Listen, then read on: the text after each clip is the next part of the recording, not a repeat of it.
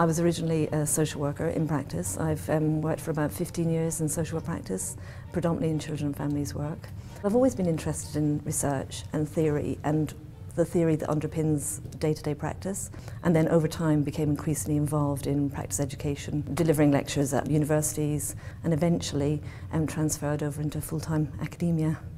If you're undertaking research as you're teaching, as a practitioner or an ex-practitioner, you can really make your teaching more live. You're relating it to contemporary practice, to what our students are dealing with day to day when they're on placement. Almost all the staff, without exception, are social work qualified, so we all have been in practice, which is slightly different to perhaps a lot of academic people in a university like this. We have people with specialisms in mental health, in child protection, in safeguarding, in the kind of area of legal interventions into children and families in particular.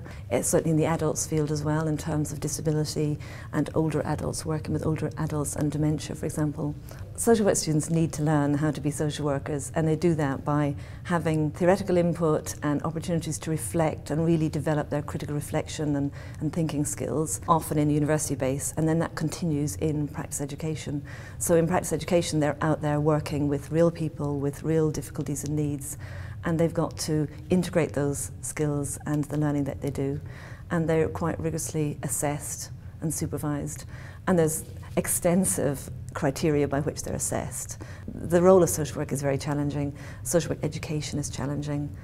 There are very high expectations of our students when they're out in practice. So I think the more that we can make that very live, contemporary, using the evidence that's coming out from research, but also really critically understanding and thinking about some of that research.